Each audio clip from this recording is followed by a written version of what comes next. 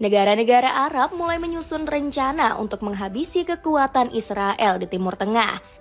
Siasat ini baru saja dibahas dalam pertemuan dadakan yang digelar lewat KTT OKI. Perundingan antar negara-negara Arab dan Muslim ini menghasilkan beberapa keputusan. Salah satunya rencana untuk menghambat pasokan senjata militer Israel. Dukungan untuk Timur Tengah juga disampaikan oleh Spanyol yang berencana memakai bom nuklir untuk menghancurkan Israel.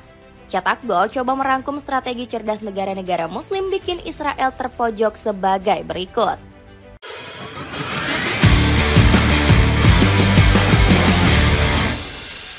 Tidak tergesa-gesa, lancarkan balas dendam.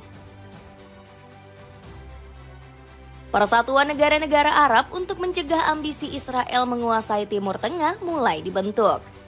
Rencana ini semakin serius setelah aksi serangan brutal negeri Zionis ke Qatar. KTT OKI baru saja digelar secara darurat di kota Doha untuk menyusun siasat melawan Israel. Dalam pertemuan ini hadir berbagai pemimpin dari banyak negara-negara Arab dan Muslim. Sebut saja Recep Tayyip Erdogan selaku Presiden Turki yang datang di konferensi tersebut. Serangan keji yang dilakukan Israel ke Qatar dibalas negara-negara Arab dengan strategi diplomasi. Melalui KTT OKI, negara-negara Arab bakal meninjau ulang normalisasi hubungan dengan Israel. Diketahui banyak negara di Timur Tengah yang sempat melakukan hal tersebut. Normalisasi hubungan dengan negeri Zionis ini terjadi karena adanya perjanjian Abraham. Diketahui Uni Emirat Arab dan Bahrain termasuk negara yang menandatangani perjanjian tersebut pada 2020. Berkat KTT OKI di Doha, sikap negara-negara Arab kembali keras terhadap Israel. Lewat forum ini, seruan sanksi penghentian pasokan senjata untuk negeri Zionis semakin digaungkan. Pasalnya, kekuatan militer Israel semakin sulit dibendung karena mendapat amunisi berlimpah. KTT OKI juga sepakat menyebut Israel sengaja menyerang Qatar untuk melanggengkan agresi di Gaza. Lewat aksi tersebut, proses perdamaian antara Israel dan Palestina makin sulit terwujud. Pasalnya, serangan Israel yang mendarat di Doha mengincar para petinggi Hamas. Sikap keras di KTT OKI juga diperlihatkan oleh Indonesia yang diwakili Menteri Sugiono. Indonesia tetap memegang teguh dukungan terhadap Palestina dan kecaman keras untuk Israel. Serangan ke Israel penuh strategi, luluh lantahkan kota Israel. Bukan hanya jalur diplomatik, tekanan negara-negara Arab ke Israel juga dilakukan lewat adu militer. Baru-baru ini pasukan Houthi mengirimkan serangan ke wilayah Israel.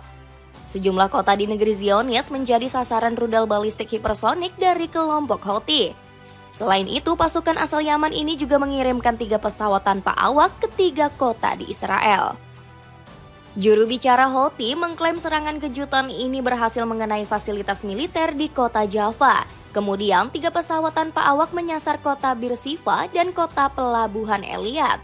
Rekaman pengawasan memperlihatkan salah satu hotel mewah di kawasan Elyat hancur lebur. Sistem pertahanan canggih negeri Zionis rupanya gagal menangkal drone kiriman Houthi. Sirine keamanan langsung meraung-raung di banyak wilayah Israel karena serangan Houthi. Meski begitu, kiriman rudal dan drone ini nggak berhasil menjatuhkan korban jiwa. Namun, keputusan Houthi untuk menyerang Israel cukup membuat militer IDF kena mental. Pasukan asal Yaman ini menjadi kelompok yang paling sering mengancam pertahanan negeri Zionis. Sejak 18 Maret 2025, Houthi telah meluncurkan 87 rudal balistik dan 40 drone ke wilayah Israel. Semua ini dilakukan Houthi sebagai balas dendam terhadap aksi keji Israel di Gaza.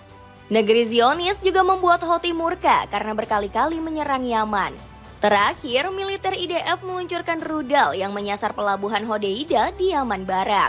Hasil serangan negeri Zionis ini membuat nyawa Perdana Menteri pemerintahan Houthi gugur. Kehilangan tokoh penting seperti Ahmad Al-Rawi membuat Houthi semakin bertekad membasmi Israel. Hilangnya dukungan sekutu terhadap Israel. Persatuan negeri-negeri Arab semakin membuat Israel terpojok tanpa bantuan. Pasalnya sekutu terdekat negeri Zionis yakni Amerika Serikat mulai kesal dengan kebijakan Benjamin Netanyahu. Donald Trump sempat marah besar saat Perdana Menteri Israel ini memerintahkan serangan ke Qatar. Padahal negeri minyak ini merupakan sekutu dekat Amerika Serikat. Ini adalah keputusan yang dibuat oleh Perdana Menteri Netanyahu, bukan keputusan saya. Ini tidak dapat diterima, saya menuntut agar Anda tidak mengulanginya, tegas Trump. Perselisihan antara kedua sahabat kriminal ini bukan yang pertama kalinya terjadi. Sebelumnya, Trump juga pernah berbeda pendapat dengan Netanyahu soal blokade bantuan makanan ke Gaza. Diketahui Israel berupaya keras membuat rakyat Palestina kelaparan dengan menutup akses bantuan. Kebijakan biadab ini langsung mendapat caci maki dari banyak negara. Bahkan Trump turut mengecam keras tindakan Israel yang di luar nalar kemanusiaan tersebut. Seperti yang terlihat di televisi, anak-anak itu sangat kelaparan. Kami akan memberikan banyak uang dan makanan. Kemudian negara-negara lain juga mulai ikut membantu, ujar Trump. Bukan hanya Amerika Serikat, sekutu-sekutu Israel di Eropa juga mulai jengah. Inggris sudah melempar kecaman pedas saat Israel berencana membangun pemukiman-pemukiman baru di tepi barat. Kebijakan ini keluar setelah disetujui oleh Komite Perencanaan Tinggi Israel. Namun, Inggris lewat Menteri Luar Negeri langsung mengutuk keras ambisi gila negeri Zionis tersebut. Pasalnya, jika pemukiman-pemukiman baru di tepi barat terjadi, wilayah Palestina akan semakin terancam. Negeri para nabi ini bisa terbelah menjadi dua bagian karena kebijakan Israel. Jika ditetapkan, hal itu akan membagi negara Palestina menjadi dua, menandai pelanggaran hukum internasional dan secara kritis merusak solusi dua negara, tutur David Lammy selaku Menteri Luar Negeri Inggris. Dapatkan jaket super tebal menambah gaya kecemu dengan harga 59 ribuan saja. Cek linknya di bawah ini. Terciptanya kedamaian dan stabilitas wilayah Timur Tengah. Hilangnya dukungan sekutu diprediksi bakal semakin melemahkan kekuatan Israel. Pasalnya negeri Zionis nggak punya lagi sokongan amunisi setelah melakukan operasi brutal. Rezim Benjamin Netanyahu baru saja menyerang 6 negara Arab sekaligus dalam kurun waktu 6 hari. Di antaranya termasuk Palestina, Lebanon, Suriah, Tunisia, Qatar, hingga Yaman. Dalam operasi tersebut, Israel telah mengeluarkan beberapa amunisi terbaiknya. Sebut saja drone yang dipakai untuk meledakkan kapal Tunisia dan pesawat tempur yang ditugaskan ke Lebanon. Akibat nafsu bejat Netanyahu, Israel justru menjadi pihak yang paling dirugikan. Sebab stabilitas dan keamanan di Timur Tengah justru bisa lekas pulih setelah kegagalan operasi tersebut. Alhasil, keterpurukan ini makin menghilangkan pengaruh dan propaganda Zionis. Dengan begitu, ambisi Netanyahu memperluas wilayahnya dan membentuk Greater Israel bakal mustahil tercapai. Apalagi niatan tersebut mendapat pertentangan keras dari negara-negara Arab. Bahkan sebanyak 31 negara Arab dan Islam sudah menandatangani petisi penolakan. Kecaman ini juga direstui Liga Negara-Negara Arab, Organisasi Kerjasama Islam, serta Dewan Kerjasama Teluk.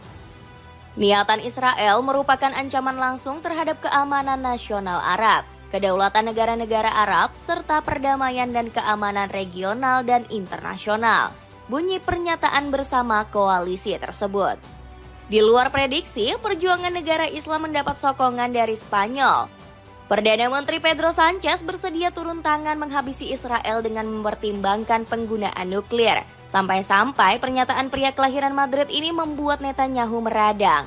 Spanyol tidak punya kekuatan untuk mengalahkan Israel sendirian, tapi kita akan berusaha memperjuangkan tujuan bersama.